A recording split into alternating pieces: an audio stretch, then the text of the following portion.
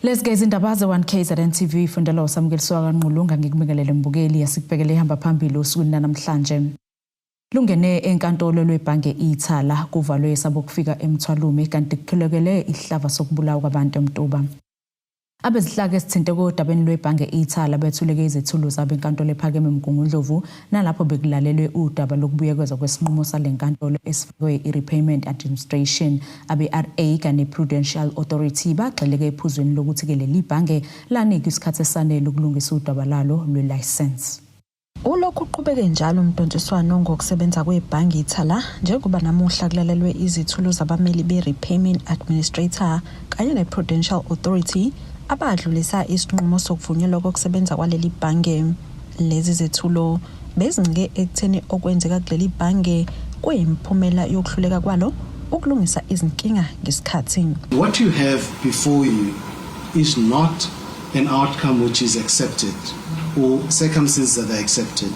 It is an outcome on the part of iThala which follows the ordinary rule, because iThala was aware from at least when the final exemption notice was granted, 12 July 2022, in paragraph 4.8.3, that if it did not comply with the conditions in the final exemption notice, failed to obtain a license as a banking license or as a mutual bank, its deposit-taking activities would be subject to wind down.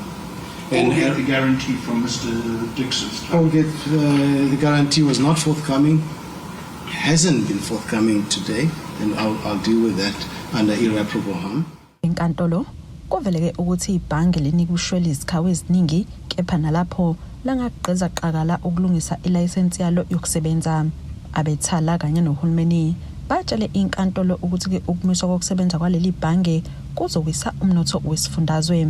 Kuzokhumbuleka ukuthi ngoMarch kwalalelwa lecala futhi lapho khona iThala lalicela ke inkantolo ukuthi alivunyelwe ukuthi iqale isebenze kwazisa ukuthi ngoNovember ngonyaka odlule inkantolo ayinqumile ukuthi umnumzana uKruger wayeqile emandleni akhe kusho ukuthi wayese esebenze ngokweqile ephazamisa ukusebenza kweThala. Inkantolo yanquma ke ngokulalela icelo ngoMarch iThala ukuthi iThala aqhubeke isebenze. Kukona lokho uMr. Kruger wasathi uzolaphila ke lokho kwavimba ukuthi iqala iThala liqhubeke elisebenze. Namhlanje bekuzoqala ke kuzokhuluna ke leyo appeal yakhe uMr. Kruger lapho khona iThala lichaze khona enkantolo abameli besho ukuthi kubhlungu kona kubantu kakhulukazi abasebenzisa iThala abanye babo bahola imali eqolo ngalo iThala.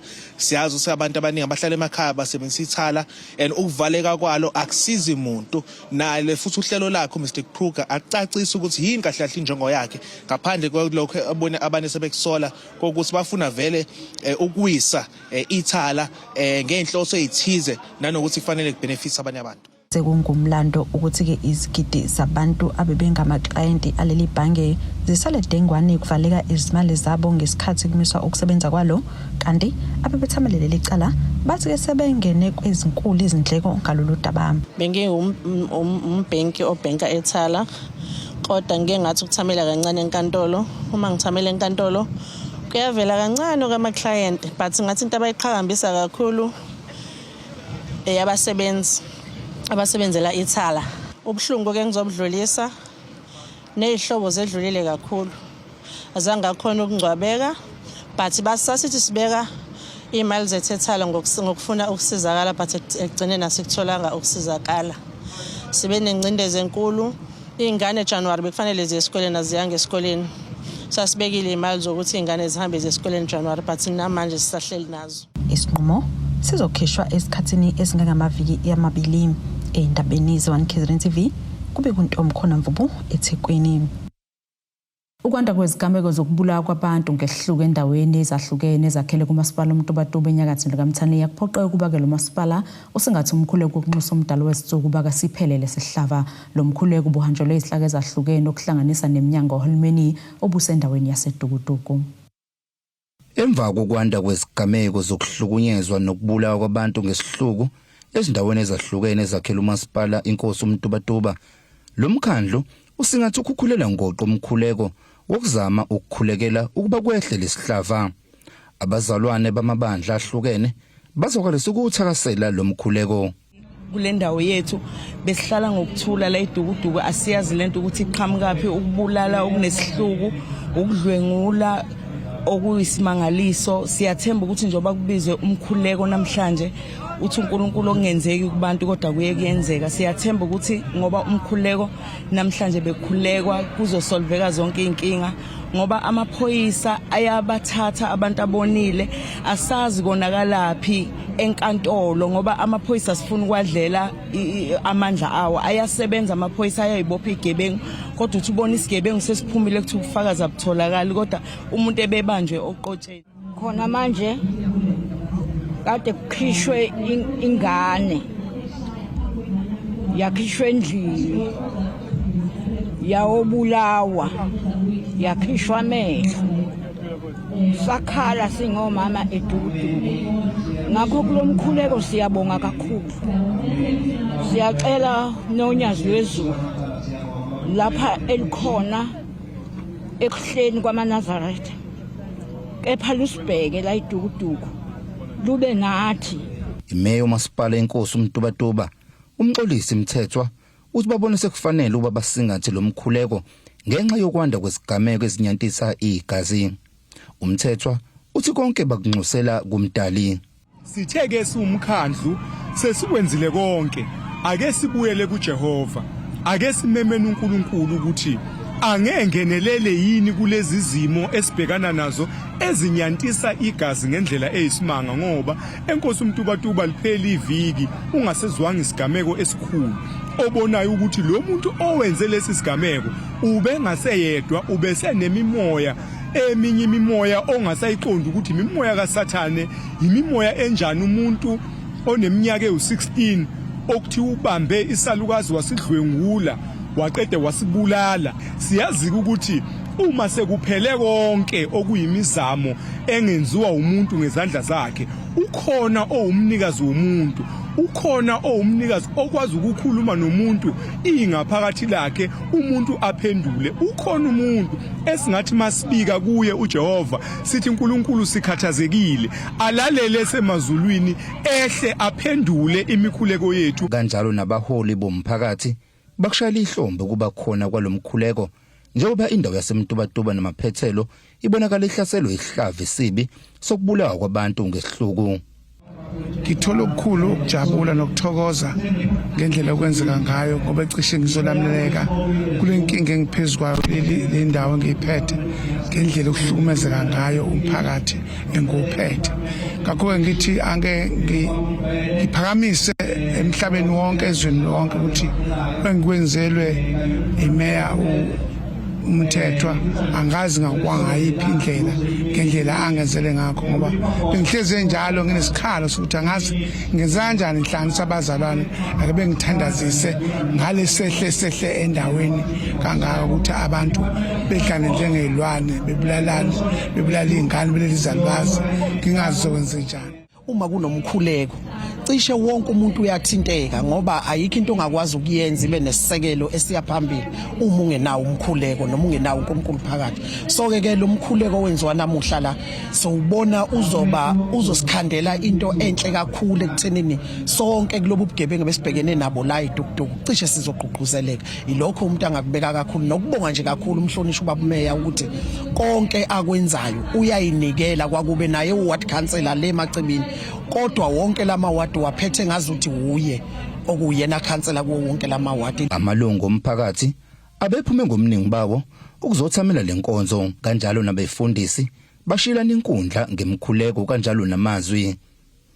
Ezindabeni ze1 KZN TV kubika uThabani Maphumulo eMtubatuba. Abehhovisi lomvikelo womphakathi basivaletha qaka isitolo sabo kufika emthwalo omogwini liseningizimu nesifundazwe. Lesi sitolo sithole isiphula imithetho eminingi yezempilo sibhaqoke ngesikhathi abaholi bomasipala ukubephume umkhankaso wokuhlola izimpahla ezithengiswa kulesi sitolo ezidayiselwa umphakathi. Udumele umphakathi wasemathulini emva kokutholakala kokudla osokudlulelwe isikhathi ezitolo zabo kufika kuleli. Lamalungu omphakathi athi akhathazwa ukuthi kuke kwabheduka izigameko zabantu abaguliswa ukudla bakuthenge kulezitolo. into ezisikhathaza kakhulu ukuthi ngesikhathi sikhuluma nabo sasibacela ukuthi baphume ezitolo bangalali ngaphakathi ezitolo but esikuthola ukuthi khona la ngaphakathi bayalala okunye kusiphathe kabi ukuthi kuna ne-toilet khona la ngaphakathi elisonele kakhulu nokudla so kuyasibonisa ukuthi isimo sendlela abasebenza ngayo ayisigculisi ngoba noma uthi uyabheka nje la ngemuva awekho amawindi okuyinto esasikade sibalulile futhi ukuthi siyacela ukuthi izitolo bazenze zikwazi ukuphefumula ngoba njengoba begcina impahla ngaphakathi ezinye impahla zikudinga ukuhlala endaweni la ivaleke khona so siyabona ukuthi engathi ukusebenzisana kwethu nabo akukho right esikutholile nje la kunobhontshisi ongekho esimweni esi-right ama-drinks angena ama-expiring date amakhekhe angekho esimweni esi-right kuningi nje kakhulu bazothola ama-fine la bezokwazi ukuthi bajeziswe khona ngalokho abakwenzayo siyabhekana ne-paperwork ukuthi baya-comply khona ukuthi babe khona la e-South Africa asakaboni-ke kahle siqhubeka sibheka sibone ukuthi kwenzakalani Leli thimba lithi kalizithumanga emathulini futhi ngeke lihlasele ngalomkhankaso endaweni yaseMthwalume kuphela. We are conducting a joint business inspection, checking and monitoring compliance with the Consumer Protection Act, and we are here today at Taiya Trading Supermarket, where we found certain unfair business practices in terms of labeling repackaged goods, and we found items that have expired, which are being confiscated. We do compliance business inspections throughout the province. So this is just an inspection that we have set for today, but not necessarily targeting this area, but also some of the business inspections over with my colleagues.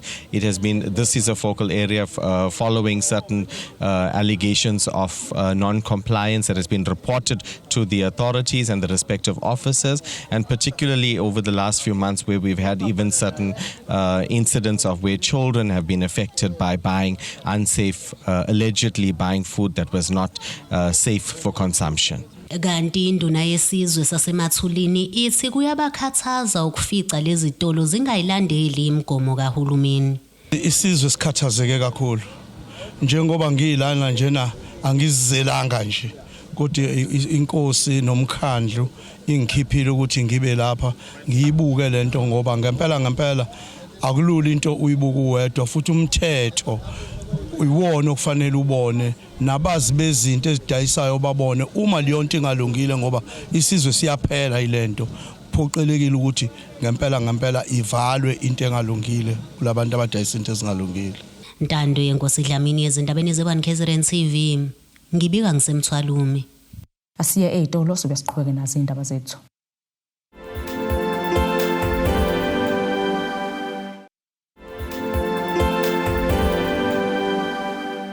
Asikwamukele mbukelo ubukelo zona indaba ze1 KZN TV nazi ke ihlokwana kwizona ehamba phambili osukwini namhlanje. Lungene enkantolo lwebhange iThala kuvalwe esabo kufika eMthwalume kanti kukhulekele ihlava sokubulawa kwabantu eMtuba. Inhlangano yomphakathi engenza inzuzo isa lodukuduku ihlanganise amadoda njengoba kuyinyanga yamadoda ukuzodinga idange ehlava sokubulawa kwabantu kuhlanganisa nodlame olubhekiswe kwabesifazane nezingane. Le nhlangano iphinde kuyaqoqozela abesilisa kuba bengafeli ngaphakathi ngezinkinga ezibahlukumezayo. Ngenxa yokwanda kwesigameko sokubulawa kwabantu endaweni yaseDukuduku eMtobatuba, inhlangano yomphakathi engenza inzuzo iso leDukuduku ihlanganisa amadoda ukubhunga kuphinde kuqwashiswe ngehlaba seGBV. Le nhlangano ethi isigameko eziningi ezenzakalayo kule ndawo zihlanganisa amadoda. Ngi-organize le program men's dialogue ngenxa yokubona igigaba esibhekana nazo la eDukuduku amadoda ayadlwengula ingane sinenqwaba yamacala erape enziwa amadoda la eDukuduku. In 2 weeks kade singcwaba umntwana ubulewe indoda yakhona la eDukuduku yacuya izitho zazo umzimba. So ngase ngibona ukuthi asihlele immense dialogue efana naleso kwazi ukukhulumisana namadoda sikukhuze futhi nalomkhuba nanokuthi nabo uma umuntu enento anayo abe neplatform la zokhuluma khona njengoba sibiza nje zonke inhlaka ezithintekayo ukuthi zikwazi ukululeka nokulekelela umphakathi ikakhulukazi amadoda. Lo mhlangano wamadoda ubuhanjeleke izihlangano ezahlukene kuhlanganisa Human Rights Commission, Civil Society nezinye kubeke sekubhunga ngamalungelo amadoda ikakhulukazi njengoba imvamisa kunako kakhulu abesifazane kanye nezingane. Amadoda aqashisiwe ke ngamalungelo awo. khona izinto eziningi ke ezikhona ezithinta ukuthi mhlambe amadoda buya ngawaqondi kahle amalungelo mhlambe kukhaya kubuye kungaboniswana kahle noma kubuka abantwana ukukhulisa umndeni so bekwezinye izinto ezizama ukukhulisana kuzona lezi kanye namadoda kuthena waqonde kangcono amalungelo asuke khona kanye nokusebenza kwawo umthetho siphinde sikwazi futhi ukuthi siphinde sithathe nezinto ababhekene nazo abanenkinga nazo ezithinta umthetho bangabe bafuna ukuthi zibuyekezwe yini siphinde saphinde nekhomishana ke sakhuluma ngezinto eziningi sibambisene nezinye inhlaka kanye ne-University of Zululand nayifike yaphinda futhi yahlala kakhulu kulolu daba le-gender based violence la khona dikhuluma khona ngokuhlukumeza ngobulili la khona dingabhekile kuphela ukuthi ukuhlukumezeka akuthinti kuphela abantu besifazane kuphela kodwa kuyabathinta nabantu besilisa nabo bayahlukunyezwa kanye nezinye izinto ezikhona ezisemthethweni kanye namanye ama-amendments akhona njenganokuthi if you are a witness obona i-gender based violence yenzeka uyakuphoqa umthetho kuma-amendments akhona ukuthi kufanele ukuthi ukubike lokho kuhlukumezeka lokho otherwise uma ungakubikile kawena nawe wenza icala because uphamele nomthetho lokho osuke kwenza miningi imhlangano lapho kuhlanganiswa khona amadoda njengoba ehambela ke izindawo ezahlukene ukuhambela kwabo izindawo ezahlukene ukukhuluma namadoda ngezinto ezahlukene kodwa ke kubalekile kakhulu lesithinta ezempilo iGBV nokunye okuningi ivangeli esilishumayelayo kakhulu ngenxa ukuthi siyabona ukuthi kunento eyenzakalayo emphakathini wethu ethinta into ka gender based violence sibe sesithi ke ahlanganisa amadoda sikhulumise sibheke ukuthi yini lena eyenza amadoda ahlukumeza kangaka abantu besifazane kanye nezingane bese sizama nokuthola ukuthi isiphi isixazululo esingasenza as amadoda sibekeke lapha ke dukuduku ngenxa ukuthi kube negameko eziningi ezenzekile kule ndawo lena lapho kutholakala khona omunye wesifazane ebulewe wacwiya saphinda futhi sathola nogogo futhi naye kade ekhona nabambulele futhi naye so sase siyabona ukuthi ake sizeke la idukuduku Umphathi wesiteshi samaphoyisa eGingindlovu Lieutenant Colonel Primrose Sithole unqoseke zonke izakhamuzi kule ndawo kakhulukazi ke besifazane ukuba babike ke izigameko zodlame lokuhlukunyezwa kwabe emaphoyiseni uSithole usho kanje kulandela imasho bokuhlelwe ngayo ukulwa nezigameko zokubulawa nokuhlukunyezwa kwabesifazane eGingindlovu Le mashi ibihlelwe ngamaphoyisa eGingindlovu okuhloswe ngayo kulwisana nodlame lwezobulili nokubulawa kwesifazane nezingane iza ngemuva kwezigameko eziningi zokudlongulwa kubulawa kwesifazane kule ndawo umyalezo ngidlulisa emphakathini ukuba njengoba khuthaza ukuthi umphakathi especially abantu besifazane bangakuvumeli ukuhlukunyezwa abantu besilisa uma unenkinga nomuntu wesilisa fonela amaphoyisa eze azokusiza ngokuthi ususwe kuleyo ndawo leyo sukuhlukumezeke kuyona uthathwe uyoncedwa sino Department of Health esebenzisana naye nama social workers akhona futhi epolice station alethwe uDepartment of Community Safety and Liaison abavolontiyayo sisebenzisana kakhulu nomphakathi thina amaphoyisa aseGingindlovu kakhulu uhlaka lwisana nobugebengu neCPF luthi amaphoyisa asezithendeni zabasolo esigameni zokudlengulwa nokubulawa kwesifazane nakuba ke engakaboshwa kodwa ke kuyaqhubeka uphenyo nomkhondo uyalandeleka asikakafiki ke egcineni nakho ngeke ke sikusakaze ngoba asikakubambi ngezandla umsakazi kodwa ke ukhona okwenzakalayo ngaleli yacala kukhona futhi okwenzakalayo nangaleli cala umsakazi elenzeka ukulandela lelo maduze nje ngoba kwafika kwaba yile ntombazane kwasekubuya kuzobanjwa enye yakhishwa endlini yaphunyuka ke yagcina esibhedlela nayo futhi ke yalulama yaphila ikhona uphenyo lwamaphoyisa ke luyaqhubeka ngesigameko ubuholi bomphakathi buthi amaphoyisa awenza ke ngokuzikhandla umsebenzi wawo ukulwa ke nobugebengu lethi siqwashiso sanamhlanje sizokwenza umahluko futhi siyawubona umahluko lakithi ngokusebenza kwamaphoyisa lapha eGingindlovu singamakhansela ngoba asilali sithola incingo kusuku nemini ukuthi sekwenzeka ukuthi siyabonga amaphoyisa ukuthi akusukumele phezulu lokho siyathemba ukuthi sizobamisana kahle nawo silwe nalesi sihlava esikhona izinhlaka bezibambeke iqhaza kule mashi zihlonzeke izimpi zezigodi endaweni zasemakhaya njengembangela yodlamo olubhekiswe kwabesifazane la endaweni zasemakhaya into enkulu kakhulu abantu besilisa bama role model abekho abama role model ingane ikhuliswa umama ngabodwana ukuqala lokho bese ithola ukuhlukumezeka ngendlela thizeni bese kuthi la emphakathini wala endaweni yakhele inkosi yakwaNzuza naminye imkhandlo into yokulwa kwegodi impi yegodi yiyo le dala into ye-gender based violence. Gcine sekuze kwangenelela kuhlukumezeka abantu besifazane ngenxa yokuthi kunempi yegodi. Isigodi esithile silwa nesigodi esithile kuze kugcine sekuze kwangenelela ke thinteke manje ne-gender based violence. Kodwa nje isikakhulu impi yegodi esizama nathi njengenhlangano ukuthi silisane nayo abantu besilisa bephume kulweni ukususa udlame ngenxa ukuthi bafuna ukufeza inhloso zabo zaseyigodini. Izindabeni ze-One KZN TV kube iNkosi Mthembu eGingindlovu. Umasipala wesifunda Majuba uthuke usukulungela ukuqala umsebenzi wokwakhiwa kwendawo ukukhuculula indle ngaphansi kukamasipala eMadlangeni. Lokhu ke kuvele ngesikhathi kuzophenduliso lokwakhiwa kwalendawo okulindeleke ukuthi ke iphothule ezinyangeni ezili-18 phinde ke kuqashwe namalungu omphakathi angama-20. Imeya kamasipala wesifunda Majuba uThembelihle Mthembu uthi baningi abazohlomula kule project yokwakhiwa kwendawo yokukhuculula indle. Namhlanje sila eMadlangeni eWard 5 esayithini la izokwenza khona i-walkabout no nabantu laba basilekelela ukuthi kuqale le project labo kuthiwa ama consultant sizobheka i-state of readiness sale project ukuthi simi kanjani. I-contractor izoqala mase kuphele isikhathi lesesilindiwe. Mayiqala kuzoba namathuba emisebenzi azoba khona kwabantu abahlala kule ward noma abahlala eMajuba nalabo abazosubcontractor laba bangosonkontileka abancane. I-contractor izodla inani lemali lu-89 million. Silapha nje sizo-upgrade ama-pods la bekuchitheka khona indle la isukisuka khona bese iyaclean ama-chemicals bese ama-clean amanzi atetelwa emfuleni. Uqhube ngokuthi sebekulungele ukuba sebengaqala ukulungisa kule ndawo.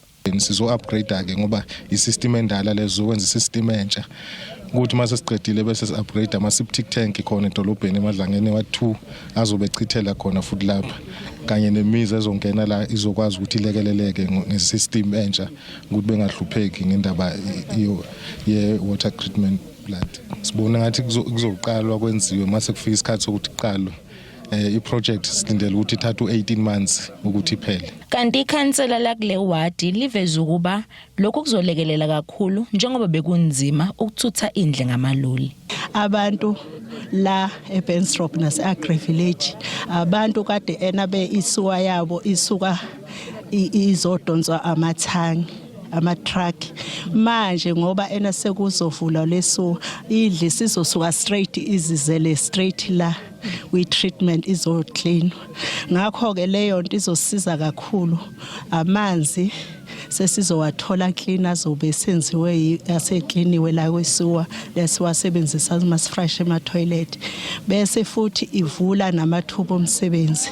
Lapha sinendawo kade ya abantu babhalisa izindlu ayikaze zakhiwe namanje kulindeke lesuwa. Kubambezeleka kwale project yikho kwenza ukuthi ena lezi indlu ingakheki. Ngakho ke sesizoba nethuba ukuthi makuphela lesuwa kuqale lezi zindlu zama-RDP.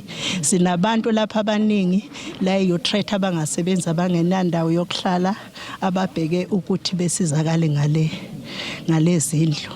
Nanemisebenzi ke intsha yethu ayisebenzi. Siyathemba ukuthi le project izothi ukwenza umehluko kwintsha yethu engasebenzi. Ngakho ke siyabonga kakhulu kwi-district yethu engaphansi kwa-mayor wethu uMthembu. Kubi kuthobe kadladla ezindabeni ze-One KZN TV ngiseMadlangeni. Siphinde futhi sayitolo sobe siqhubeke nazo indaba zethu.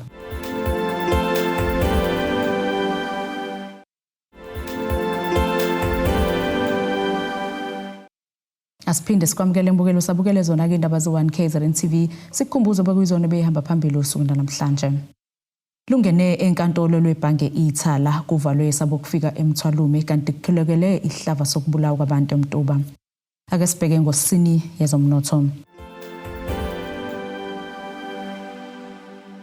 Izimakethe ezivaleke irandi lu-17.69 maqhathiswa nedola laseMelika libo 23.86 maqhathiswa nopondo libo 20.80 maqhathiswa ne-euro igolide lona belu 3,357.49 ounce olungahluziwe wona u$69.18 umphongolo.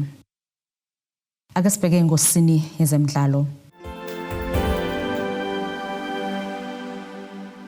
Kunomuzwa wobumbano ongafani nowangesizini edlule ekhempini eKaizer Chiefs eqeda kamalungiselelo okuqala kwesizini entsha yomdlalo weToyota Cup ezokudlala neAsante Kotoko yaseGhana kusasa ngo-3 ntambama eMoses Mabhida Stadium eThekwini.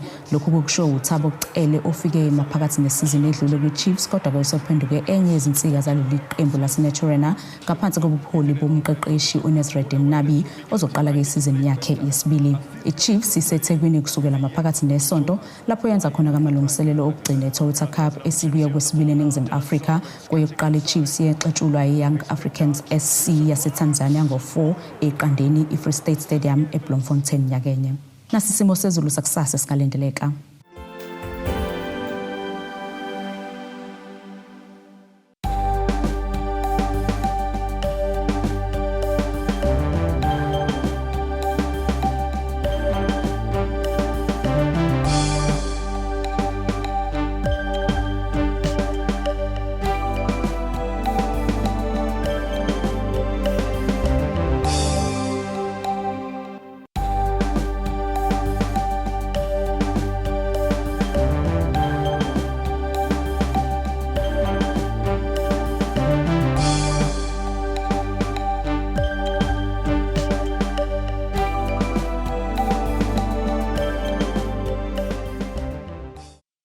Bukelekeze yaguqa bese kuphathele zona usune namhlanje mina nawe sohlangana kusasa futhi ngase isikhathi esifanayo usale kahle.